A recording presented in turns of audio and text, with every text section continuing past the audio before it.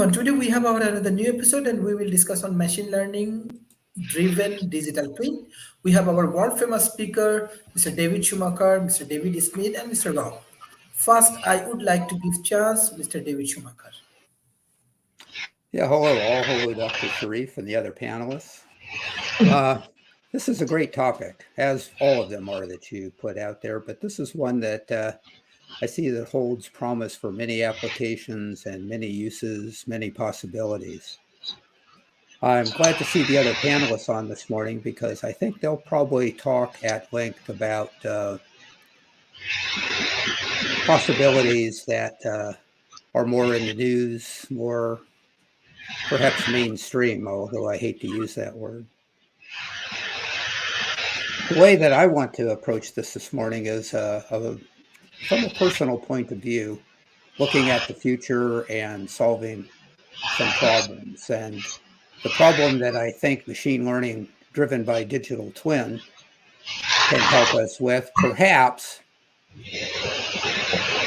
there's a bit of background noise here coming from somewhere. Hearing it Anyway, too. David, could you, David Smith? Yeah, thanks. Oh, okay, thanks. Okay, so I think overcoming fear is the approach that I want to take, and I want to blend that or contrast that perhaps with other viewpoints on the panel today. There's always a fear of the unknown, and the future is unknown. There's plenty of dystopian fiction about the distant future and the near future, so lots of things to be fearful of. I've written some blog posts on this, and in the name block that you see below me is where my blog is at. You can read more about this on a particular post that I'll point out, but it really has to act, it really centers on the abilities to have time to act and adopt new technology, especially, but anything other new that's coming into the future. It takes a while to be able to integrate that information. And on top of that, we have distractions such as COVID, war, and other things that raise the fear level. But the accelerating rate of technology does that too. So humans evolved over a long period of time, being able to assimilate changes from the early adaptation of fire, let's say, and other technologies as we move forward. And there was plenty of time to be able to assimilate and adapt to those. Our brains only process so fast, and it takes a while that even when we understand something for it to become integral, for it to become part of us. So this is where I'm kind of going with this idea of digital twin, machine learning, and AI on the forefront. How do we interface ourselves with that, with rapidly accelerating intelligences that they're so much quicker than we are?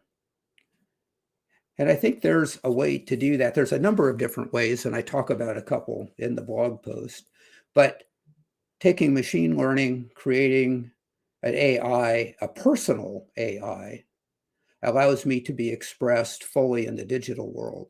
And that digital twin can interact at the speed of any other electronic device. So I think that's a possible interface for being able to parallel ourselves, integrate ourselves, adapt ourselves to this faster technology. I list some others ways of doing it too, something called human in a bubble and some other things. But I think this one holds the greatest promise. And it's something that we need to do to be able to take advantage of accelerating artificial intelligence, because our ability to be able to understand it is going to be at a much slower rate than it will be able to accelerate and assimilate. So that's opening thoughts. I've got more, but I want to hear the other panelists. Thank you. Thank you, Mr. David Smith. Okay. Sharif, thank you so much. I am going to take a slightly different tack than David did too. So I'm going to actually start back before there was a digital twin. And the concept of digital twins actually got its place much before. And a great example is what NASA did when there was the explosion on the Apollo spacecraft on the way to the moon. And what you saw there is they actually had a physical twin of the capsule set up inside NASA Houston.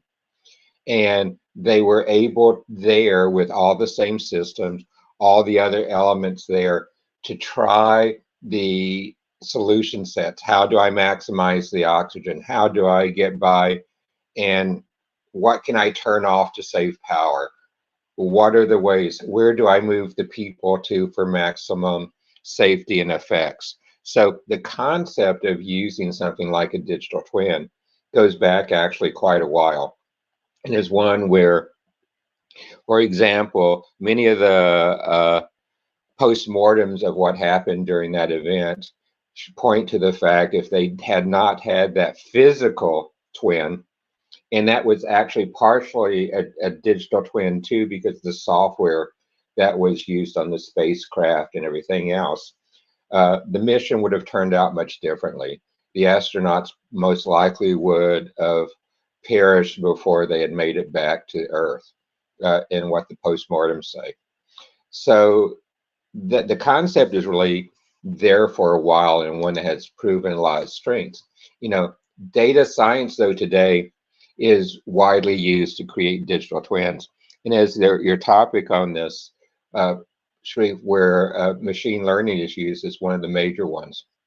But digital twins are digital counterpart of real world systems, processes, products that can be used for simulation, prediction of behavior to different ways of inputs, monitoring, maintenance, planning, sensor integration, and many different things. Uh, and digital twins are really visible in a lot of places. For example, when you look at the new approach to cognitive customer service bots, heavily used there, heavily used in manufacturing today, and others as we begin to go forward. But if I want to go and try to take it in the context of the data science piece, the data science areas are really very focused in different areas. You have diagnostic and predictive analysis. And what you want to do with your digital twin is look at ranges of inputs, ranges of behaviors. And the digital twin should be able to diagnose the causes or predict the future behavior of the system. And particularly when I begin to interface the Internet of Things sensors and others and the IoT-based machine learning models, which is used to create the smart machines, the smart manufacturing plants, the smart devices, where inputs from the sensors are analyzed in real time to diagnose, predict, modify, prevent future problems and failures. That's an area where digital twins have really excelled well. And then the other area is prescriptive analytics, where an entire system is set up as a digital twin. And the digital twin is simulated to identify or optimize or really look at many, many different options and solutions from a very large set of candidates. And by changing variables and constraints and others, you can use the digital twin and simulate what's going to happen in a much lower cost, much faster than the old way of, for example, doing that on a manufacturing process line, where you had to stop the process, make the modifications, run a sample of the modifications, stop it, go back, analyze it, tweak it, go through that. And it not only was time intensive, it was material intensive as well. And we're seeing that. We're also seeing, particularly in data science, the optimization today of publicly available tool sets, publicly available frameworks for using digital twins, and particularly machine learning based twins of things like predictive root cause analysis process, where RCA is being used in a lot of different domains, but there are now publicly available models of RCA, root cause analysis, that can be used with digital twins. And we're seeing more and more open source products that allow us not only to do the analysis with digital twins, but actually create the digital twins themselves. So there's a lot of things happening in this area, a lot of neat opportunities. And one of the things where, Sharif, I think for your audiences on this, digital twins, particularly driven by different types of data science, are optimal is it can be used in the developing nations equally as effective as in developed nations. And as I'm seeing more and more developing nations build up their manufacturing capability, their local manufacturing capability, the use of digital twins there, I believe, is particularly important in that fact not only will it allow you to optimize your manufacturing process, but you do it at a lower cost. You don't have to expend as many materials as you would in the old approach of doing that in pilot runs in a manufacturing plant. You don't have to look at the training impacts of doing pilot runs, which can be significant. And what I've seen, for example, in the semiconductor industry, where we did pilot runs as opposed to digital twins, not only was it costly, but when you were converting back to the old process after running a pilot run, there were always errors made in the processes and machine settings and other things. So it was a costly approach to come back to even an original process, where digital twins eliminate in part many of those costs of materials, many of the human errors as you're trying to do that in a manual way. And like I said, dramatically increase the speed of being able to look at multiple options in a much faster way. And as I put on my hat and look at this, as I said, in a developing nation world, I think that will allow much higher quality, more throughput, and more options as you deploy it in the developing nation, Sharif. So I think that's probably my first comments. Thank you, Mr. Rob.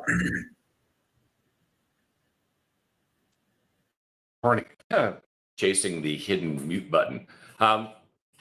So it's interesting because this is CES week, and the opening presentation, the earliest presentation I attended was actually pre-CES. It was by NVIDIA, and of course, NVIDIA makes a big push on digital twins. Now, the part I'd like to look at here is the machine learning part of the question, because that kind of threw me. The way digital twins are being created, they're being created to have a data link to their physical counterpart. So sensors that are in place that allow for a data stream that goes to the digital twin and keeps that digital twin up to date and maintains its twinship. Because as you know, if you create a twin, but you don't couple it with the real thing that it is emulating, then almost immediately the two will no longer be twins. The physical element will begin to age, wear.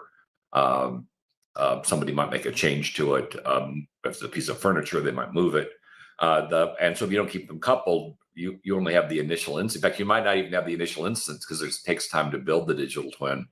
And by the time it's in place, it's very possible the physical, its physical source will have changed. And so it's critical that the two things remain linked, which is much closer to a deep learning model where you don't have programmers or data scientists in the mix than it is a machine learning model where you do because it wouldn't scale if you constantly got people in the mix updating the digital twin. It's going to be difficult to scale it where it needs to scale. And what we're talking about in terms of digital twins is scaling to city and world size. Earth 2 is a project that created a digital twin of the planet. And you kind of have to make it accurate, you're going to have to twin out almost everything on the planet, including, at least in mass, people, because you've got to be able to model the impact of emissions on the environment in order to better predict. And the goal of Earth 2 is to be a better predictor of weather patterns. And so the more sensors you have in place, the more digital twins you have in place that are active, the more accurate that model is going to be. And the goal is to make it as accurate as possible. So I struggle with the machine learning concept of this question, since I think it's more of a deep learning model as we progress. Now, David Schumacher was kind of talking, I think, to a certain extent about human digital twins, which are off into our future. And do have an interesting promise. We've talked about digital immortality in the past, and this would be one of the ways you'd achieve it. It may not be you, but from the standpoint of third parties or your heirs, it would be you, because the you that's you would at some point be gone, and what would remain would be what was once your digital twin, and people would interact with that. And so the representation of you, the perception of you as a person would transition to that digital twin, because it would be the lasting element, or your history would be frozen in time and likely lost in history against what your twin would be doing for the future. And your twin would be effectively immortal until somebody decided you didn't have a purpose anymore and unplugged it, which is something we'll probably have to deal with at some point in the future, but not now. The creation of human digital twins is still mostly theoretical at this particular point in time. The method that we do it, we've got now several companies that are working on it at different scales. The initial impact or focus on human digital twins would be more along the lines of an assistant digital twin that would learn how you do certain repetitive tasks, and then it would do them for you. For me, it's I hate filling out forms. And so as soon as we get that digital twin capability up, so it aggressively fills out forms for me, I'm going to be one happy camper. And that's the initial goal, is to create a mechanism that would allow you to do more of the things that you enjoy and less of the things that you find annoying. I'm aggressively looking for a digital twin that will plow snow. I'm not a huge fan of that this week. And I do have a robot on order that would do that, but it's a different story. So the goal here is to keep the digital twin and its physical representation in sync, and where it's going to have the greatest impact in areas where people really shouldn't be. Nuclear facility maintenance, submersed. We're looking at submersing IT shops, data centers under the ocean, at where you'd surround it with coolant, the ocean being its coolant.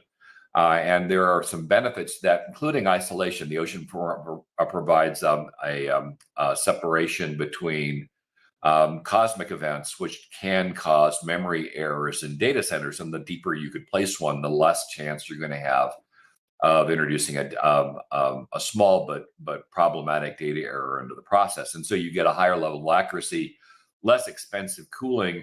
If you're using tidal force generation for power, you've got a positive power impact. You do have to worry a little bit, if you're going to do this at scale, about heating the water. But we're a long way, since we don't really have any major data centers under the ocean yet. We're a long way before we have to worry about that. But you're not going to want to, put people in submersibles to go down and service these things. What you'll do is you'll use robotics.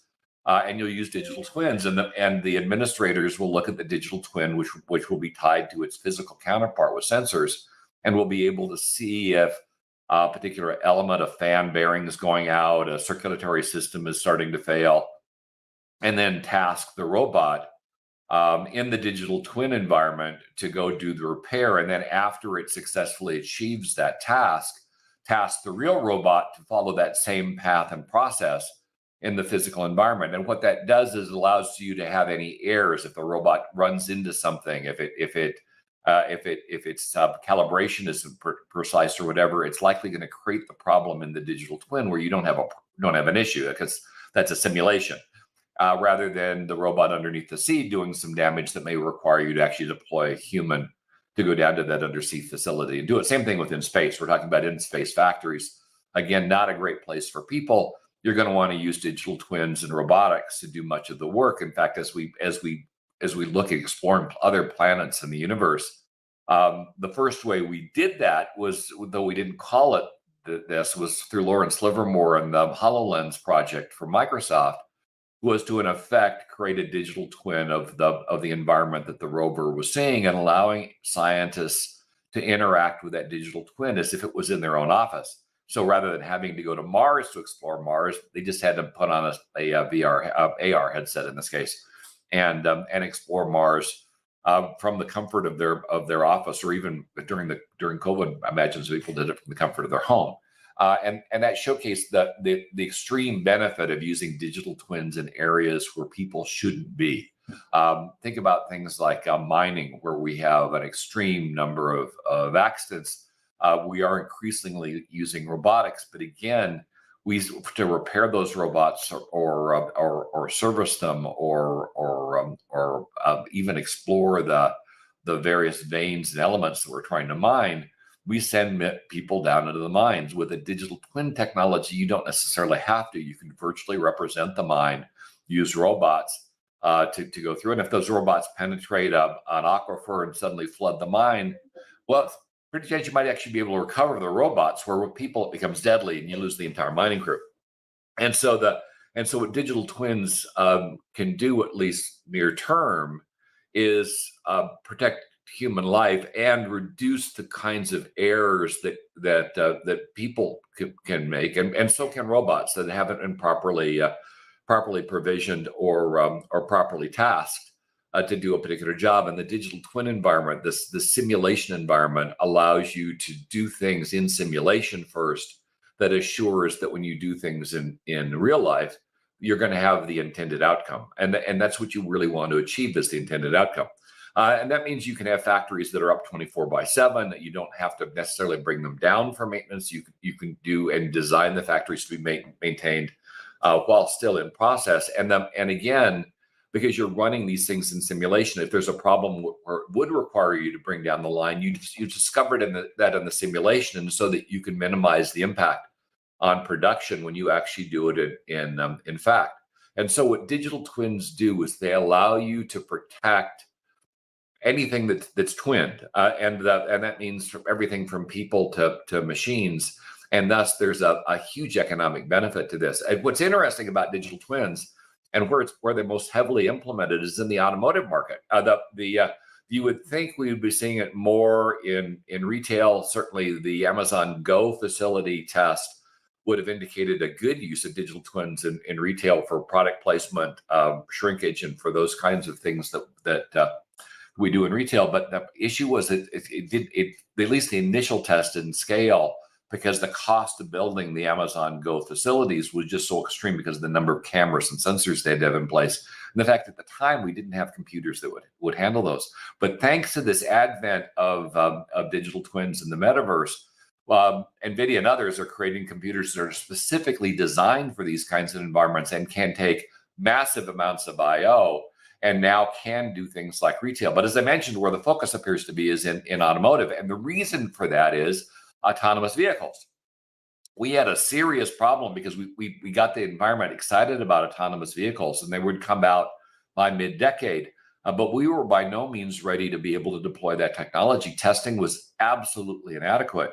And so Drive Sim was created. That's a metaverse construct out of the NVIDIA Omniverse project. And Drive Sim allowed these people to do years of on-road testing in simulation with vehicles, allowing the technology to mature in years what otherwise would have taken decades. And now the technology appears to be near viable, but would not have been had it not been for digital twins. And then once that market kind of got this idea that this stuff was cool, companies like BMW were taking it and doing entire factories, twin factories in the metaverse, well, using NVIDIA's Omniverse, but in the metaverse, and they would first create the factory, which is highly automated, in the metaverse, and then build it, and then leave everything connected so that the robots that were in the factory were fully emulated in the robots that were in the simulation, allowing them to do all the things that I've mentioned, and showcasing that the benefits were very real.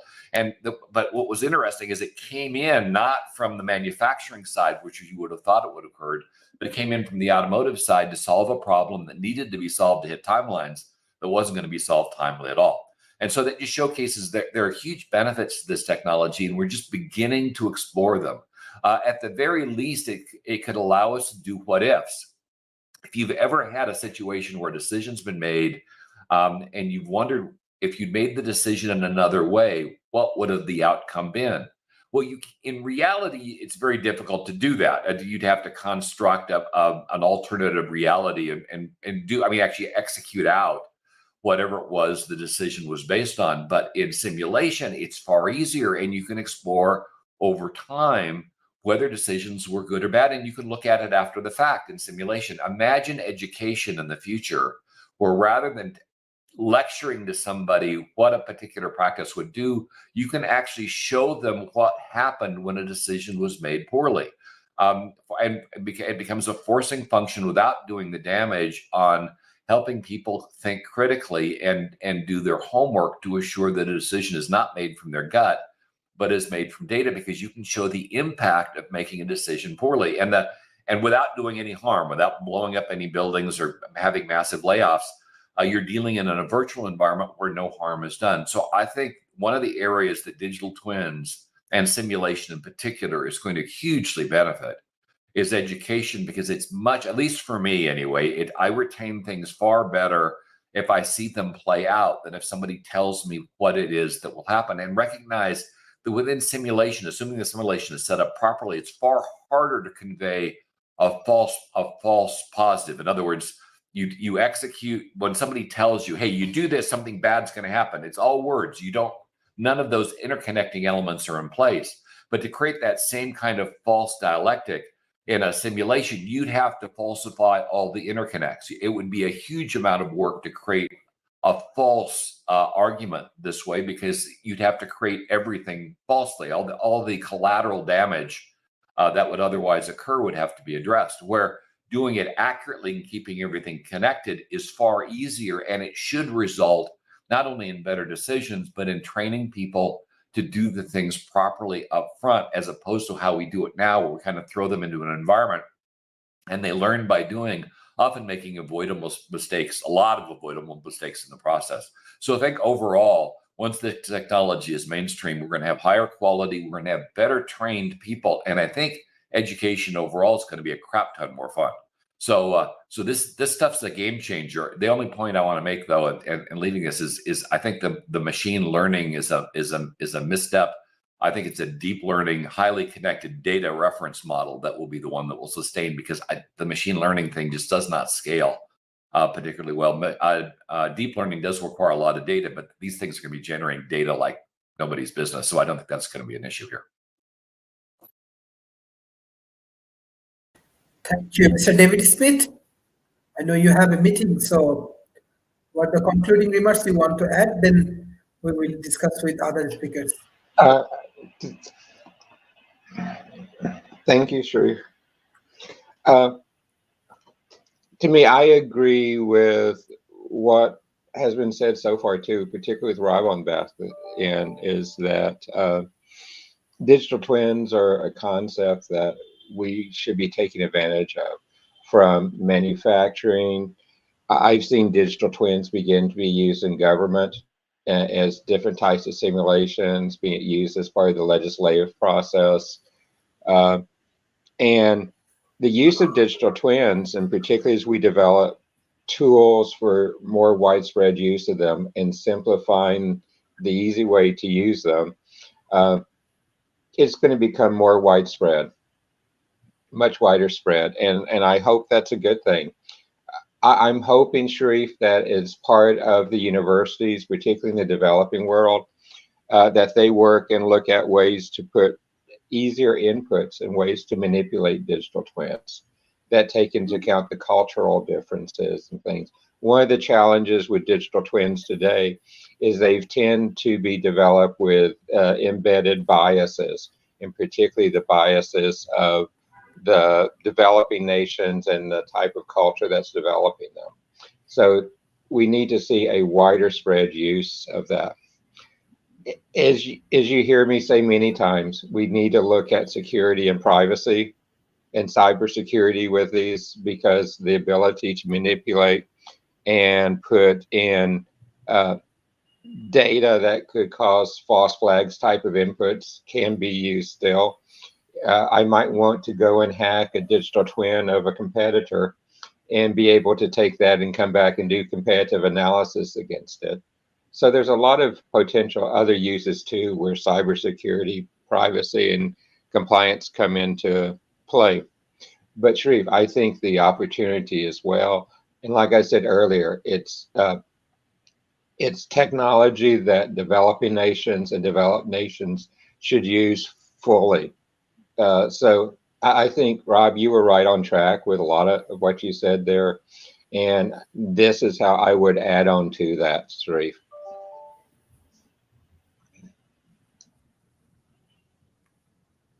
Thank you.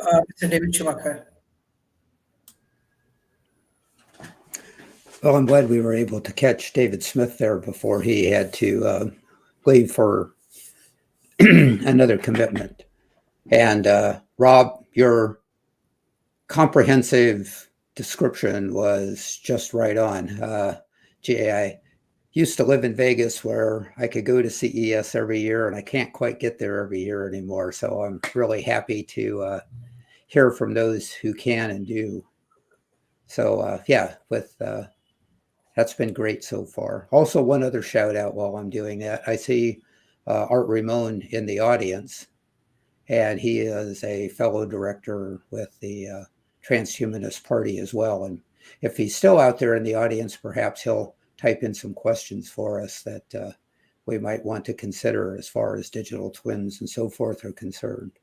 But I'll go back to my personal remarks, not policy remarks of the Transhumanist Party or anything like that, and talk a little bit more on human digital twins. Rob was right on as far as that's what I was proposing. And I have proposals for how we can do that to help us do a better interface with artificial intelligence for being able to be in the captain's chair, if you will, of making decisions with all the available data. This is something that we'll be building for the future.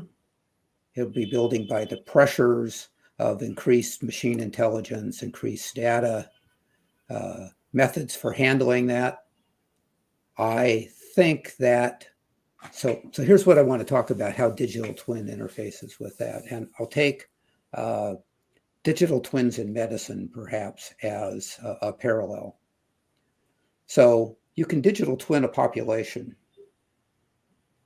And so medicine development these days is generally done on pretty broad populations, and we can use digital twins perhaps to narrow that population. And of course, where I would like to see would be this down to the individual level, so that I have a medical digital twin, and Rob and Dr. Sharif, you have your digital medical twins, and this be the foundation of being able to have purely personal medicine for each and every one of us, so that we are treated differently down to the level of granularity that we have in the digital twin.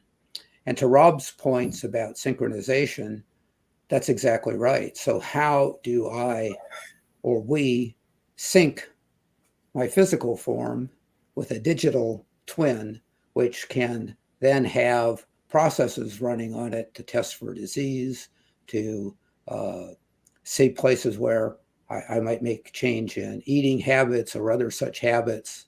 This tie back to that medicine is the first start.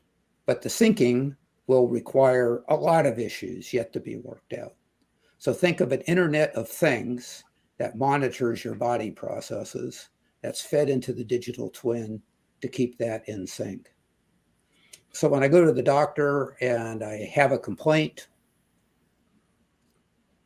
back to simulation, the doctor can try a suggestion that's specific to me on the digital twin before applying it to me.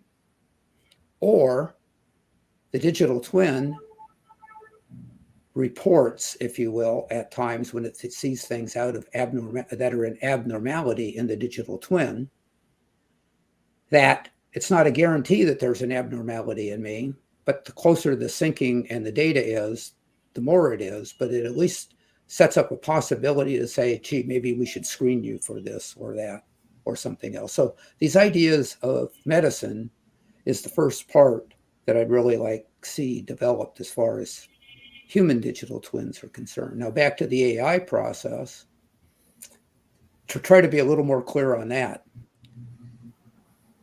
my digital twin can have a much richer, data richer relationship with artificial intelligence that I may want to use in my business or personal life that I'm integrated into. But the AI processes that are running need to understand how those affect humans at large scales down to individual scales. If we really want to make artificial intelligence our friend, so to speak, to be able to have an understanding of us, I think that's probably the best way to go about that. Yes, it's in the future. Medicine is a lead into that, and there are other lead ins to that, but it's something that I want on the table and having people discussing. Thank you, Dr. Sharif.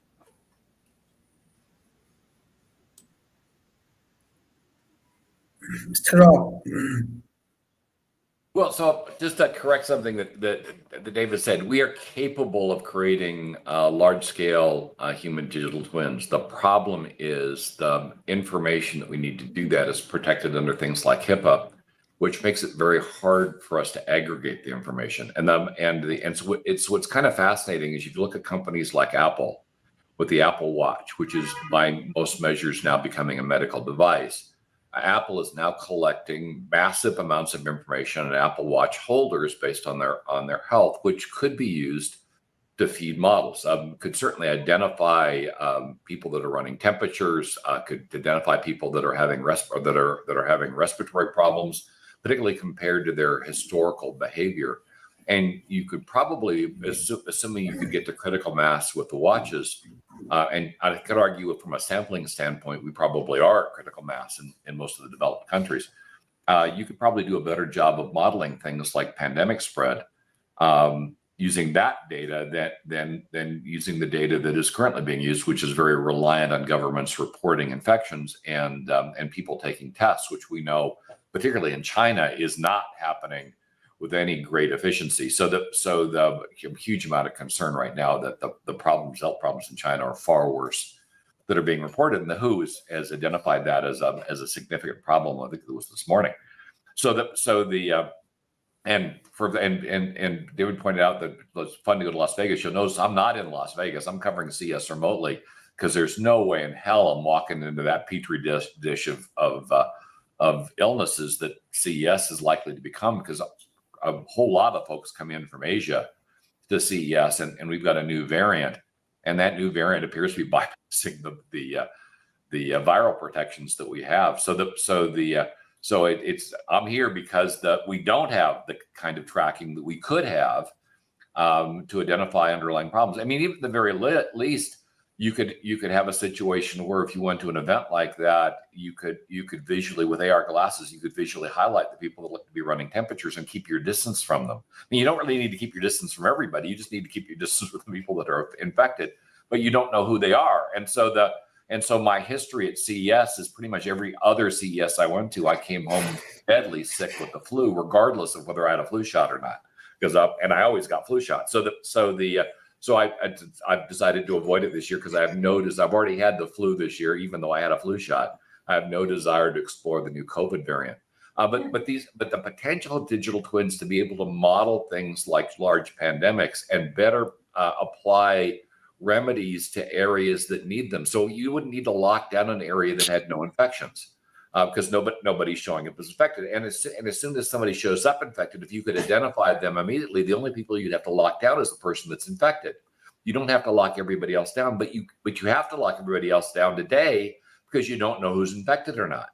And so with digital twins and active monitoring, you could make things like lockdowns a thing of the past, and you could make things like pandemics potentially a thing of the past because you could more accurately monitor its spread and then apply mitigation to where it would have the greatest impact, as opposed to trying to overlay everything and having people go into rebellion, which happened in the US and happened in China and happened in other countries. In fact, as you watch China, suddenly the lockdown they had doesn't look so bad because their hospitals are overwhelmed by sick people now, and they weren't during the lockdown.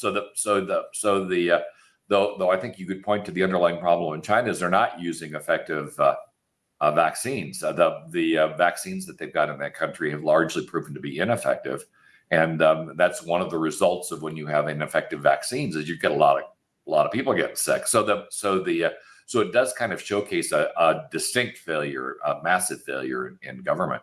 And here again, digital twins could play a huge role. Often in government and with administrators, you've got two opposing arguments, and only one of them is the correct one. I mean, only one of them is going to benefit the individual constituents. And with digital twins and modeling, you could showcase the outcome of a particular decision. It would be great for economic modeling. And in other words, often you come through and one party says, yes, we want to lower taxes, and another party says, well, we want to increase taxes but provide underlying benefits. Our models, as they currently exist at a nation state level, are looking at other countries like Finland, which has a very high quality of life, relatively high taxes, and a very effective government. And so you could say, well, maybe that if Finland is our model, that we should follow their process to create a better country. But Finland isn't the U.S., isn't China, isn't Bangladesh. And who knows if their model would work in those countries, but you could simulate it. If you get to a degree where you've got a full digital twin of a country and you've adequately simulated the population, then you can run a particular change against that simulation and see what the outcome is. And assuming this simulation wasn't compromised, which is a big ask, because arguably if either party in the United States had the simulation, they'd bias the simulation so it gave them the answer they wanted, regardless of whether it was accurate. You would need an independent third party to own the simulation and then run the simulations, run the decisions against the simulation and see which one had the greatest outcome. And then as a voter, as a member of the, assuming a democratic population, then you could just look at the stats. That this particular politician says he wants to do this, he or she says they wants to do this one thing. This is what the outcome is. This one says they want to do a different thing. This is what the outcome is. Not only would show how effective it would be for them to get it done, because often we have people that propose things that might be beneficial, but they have no ability to get to consensus, and so they'll never accomplish it, which doesn't do you any good either. So by using simulation, you can find out, one, would what they're proposing actually benefit you, and number two, can they execute? Because either one, if it doesn't benefit you or the individual can execute, then why choose them? You're just wasting your vote and wasting your time. So simulations could do an awful lot for us individually in terms of helping us vote in people that might actually get things done we want to get done. So which would be, I think, unusual in any country's politics. So it could make politics more effective. I'm not holding my breath to see any of this implemented. By the way, I figure politics would be the last place we'll see this implemented, because nobody wants to be proven wrong at scale. But it would, if it was done, it would certainly increase the efficiency of the overall process. Going back to education, though, where I think this would have the greatest benefit, back when I was growing up, the one of the greatest learning experiences that I had was one summer being taken by a tutor and just shown how the world worked. And I'm honestly come away with the idea that everybody should do this. I mean, the kids, every child should see what a prison's like inside. It gives you a sense of where you don't want to be. Every child should see a mental hospital, what happens to people that have substance abuse problems. It makes it real. You can have a parent tell you day in and day out that you shouldn't do something, or an adult tell you day in and day out you shouldn't do something. But when you see the consequences of people that didn't follow that advice, it can drive the point home. And we do know that kids in particular don't have a good handle on consequences. And so that training helped me a great deal to put me kind of on the straight and narrow. And with simulation, you can do that at scale, because not everybody's going to get a private tutor to take them around the world and show them medical facilities and people working in farm fields and hourly labor and all the things I really didn't want to do when I grew up. But you could do it in simulation, and you could place them in the event as if they're there. Give them a child, what would it look like for 2 hours to being in a prison, put VR rig on, and let them navigate what the world would be. And it can be gamified. It can be made fun, so they want to explore the environment. But it also can drive home the point that this is something you don't want to risk. The downside to doing what it is you're doing is so dire, and you're going to regret it for so long, that maybe you should pick a different path. And so as we look at our youth who is under-mentored and under-trained in practical skills, a digital simulation could fill that gap and do so at scale without trying to take parents who do not have the time to do this anymore, because often families have both parents are now breadwinners due to the economic situation we have in the world, and so they don't have time to mentor the children, and schools are doing a crap job at it right now. So in the end, with simulation, not only could we drive home underlying points, in other words, what's the importance of math? In my own case, I took two classes of calculus. I took theoretical calculus and I took applied calculus. I flunked theoretical calculus. I just could not wrap my head around a bunch of problems that I couldn't see any chance I'd ever be using. Applied calculus, I had the second highest grade in the class. I got that. These were problems that I understood. That the math was used to solve things that I thought were kind of interesting to solve, and so my interest went up. I engaged, I learned it, and I outperformed. And to me, with simulation, almost everything we want to teach kids could be applied. We can put them in history and have them learn history as it's going. Show them how things happen. In geography, you could explore the geography as if you were there, which is far more interesting than looking at maps and talking about historical events in abstract. And more important, you can teach underlying skills and the importance of those skills by showcasing what happens to people when they go out in the world and they have no financial knowledge, they have no knowledge of how to cook, clean, or do any of the things that you're going to have to do once you're on your own. And so rather than what we do now is we throw people out there and say, hey, you're going to learn by doing, you can actually take them through simulation and allow them to learn by observation in a compelling way that will drive home the point. A friend of mine came out of law school, and this was an ongoing joke in the legal community, was when you come out of law school, you don't know how to practice law.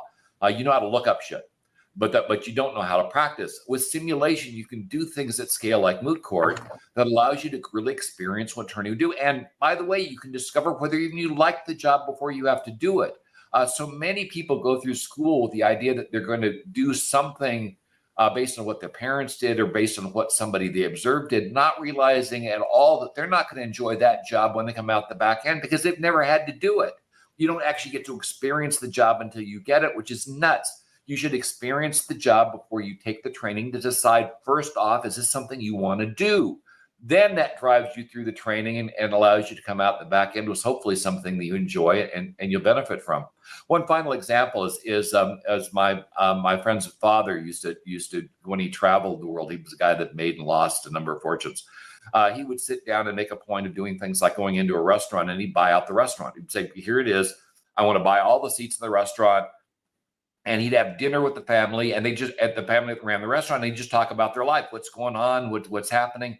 And what he discovered over time is the people that weren't wealthy, but had engaged their family and worked together as a group were far happier than those that chased wealth.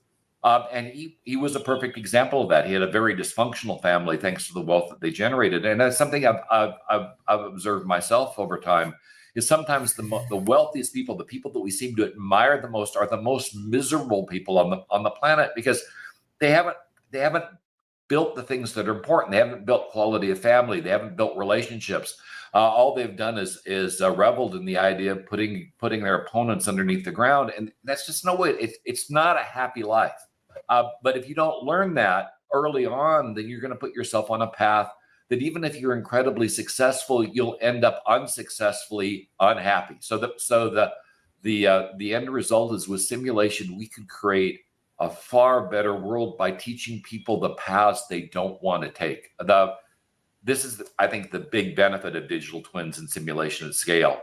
The one that we often don't talk about is we could end up with a much better planet. Thank you. Mr. David Schumacher, what's your concluding remarks for today's session?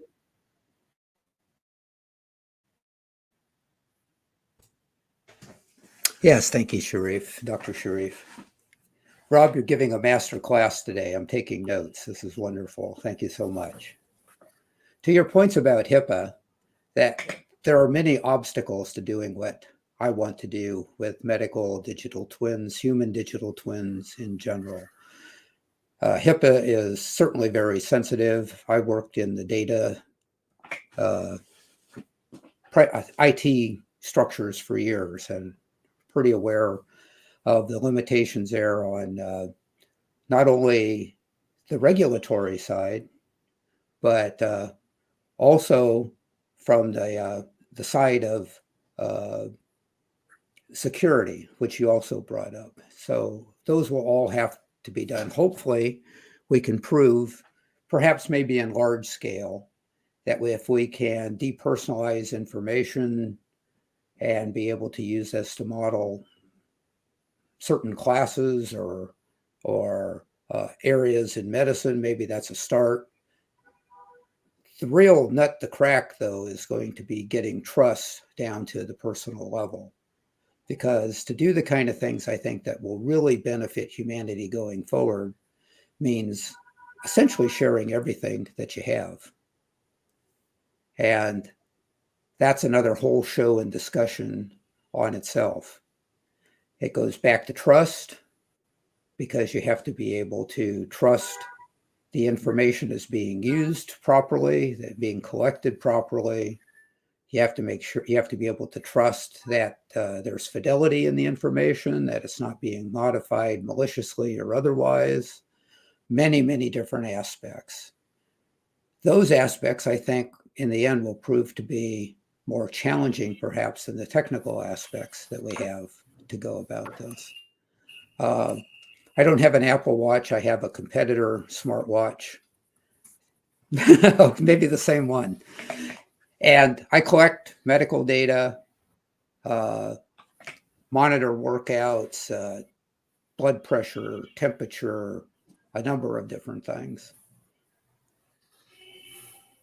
And we're early on in this, but it helps me analyze so forth. But I want to be able to share this with doctors, which now there are avenues opening up to be able to do that, I understand. So we've got a lot to consider here. So I'm not trying to paint this as a picture as this is something that's going to happen tomorrow. I hope to paint it as a picture of something that is worthy of us going through to solve these problems for ourselves and future generations and humanity in general. But it comes down to trust. It comes down to trust in the simulations. Simulation can do all those wonderful things that you talked about, but if people don't trust them, it's hard to gain action on them. We've seen some of that in the climate change debates and so forth over simulations. And that same lack of trust, or maybe too easy to trust, would be the same thing. Anyway, switching topics just a little bit in my closing remarks. I'm glad that you're protecting yourself from the CES germs. I went every year and I was more fortunate. I did live there in Vegas and it made it pretty easy to go. And I had a business that I represented there a few years and managed not to come away ill. So I guess I was a little better at that. I don't know, maybe living in Vegas, which is its own petri dish, helped to some extent. One last thing is I'd asked Art Ramon if he had any questions, and I did see one in the comments. And he asked about a digital twin as an executor in an estate. And I think that's a grand idea. Who would be a better executor of my estate than me? Maybe that's a really good idea at some point. But that also goes back to trust, fidelity, and a number of other things as well. So, exciting topic.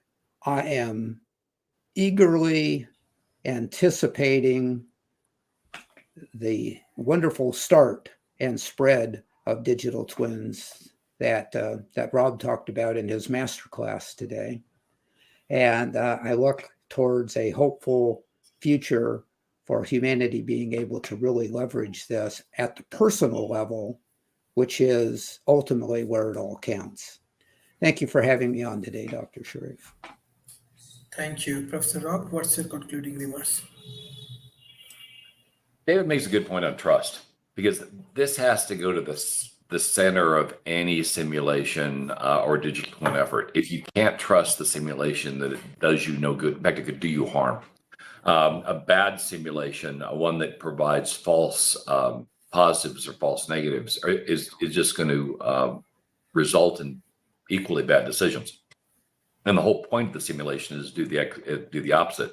So is to result in better decisions. And if people don't trust the simulation, if they don't trust the entity that's capturing the data, and so they don't provide their data, or worse, they corrupt the data that they're providing because they're attempting to cover something up, or because they think that the actual data is going to do them harm, then suddenly the simulation fails, and instead of beginning a benefit, it becomes at scale a bigger problem. And so trust, accuracy, effectiveness are all components of the solution that can't be overlooked. And this concerns me a bit on the medical side, because there's so many restrictions on providing clean data that the chance of even accidental corruption of the data stream is fairly high. And we don't really get to the true benefit of these things. In other words, identifying remedies that we have not yet identified, better antiviral elements, better vaccines. We don't get those unless we get a massive amount of data that we can trust as being accurate. And even worse, if some of it's been corrupted, we might actually get a medication instead of helping us, actually does us harm. And we've certainly seen in the past that drug companies doing their trials have corrupted the results in order to get a drug in market that doesn't do what it's supposed to do, and eventually they get found out.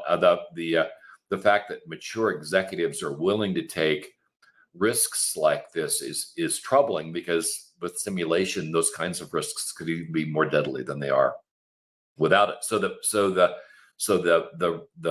focus here really needs to be aggressively on assuring the accuracy of information. By the way, I'm particularly concerned with the FTX failure, because in the corporate environment, there is supposed to be a high degree of checks and balances and validation of data to assure that the FTX kind of problem never occurs in a public company. Private companies is a little different, but public companies are supposed to be well regulated. FTX was not regulated at all. It looks like their books were done by 3-year-olds that hadn't taken a math class yet, and that should have fallen out of any audit in particular. And that CEO that stepped into FTX is pulling his hair out, because it's just a much bigger disaster than anybody anticipated.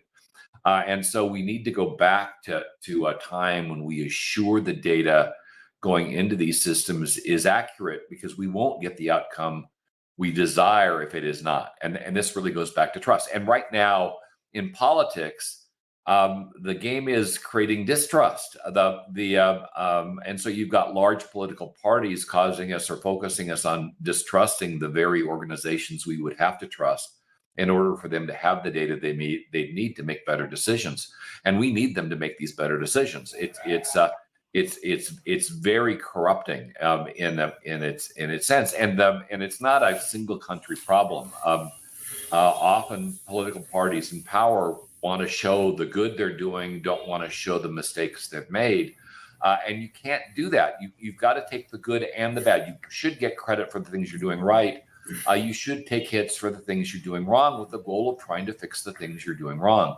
If you simply cover up the things you're doing wrong, you're not going to learn from them. You're going to continue to do them, and problems get worse. They progress.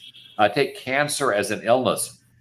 We've been working on cancer for decades, and we should be able to get our hands around it, given the amount of money we spent on this debilitating disease. But one of the limitations to being able to solve this problem is the fact that we just don't have the depth of data, which does exist, which is just nuts, on this illness to really create better remedies more quickly. We have viable fixes for cancer potentially now, but because of the lack of data and simulation, we're having to do it in real-time trials without doing it in simulated trials, which means it's all taking a ton longer. And a lot of people are dying that wouldn't have had to have died had these simulations been made viable, and had we been able to test in simulation much more accurately than we currently can. So it is so critical we get the simulation stuff right, because it's going to make a massive difference and the underlying quality of our lives. And if we do it wrong, it's going to make a massive difference as well, but in the direction we don't wish to go. So assuring the accuracy of simulations like Earth 2, like the simulations being done for pandemic modeling, like the simulations being created for things like cancer research, is so critical to solving problems that we need solved if we want to have long and happy lives.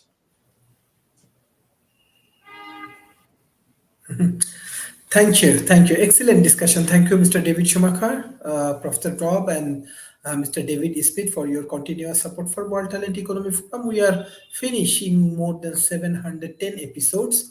And beside that, we are taking a lot of actions. We are developing many projects in emerging economy. Those who want to join in our project, you can join with our team.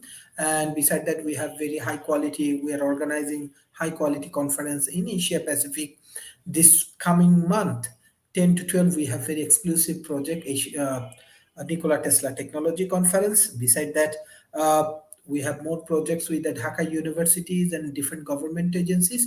So thank you for educating the emerging economy, youth, and social entrepreneurs. Thank you. Bye-bye and take care.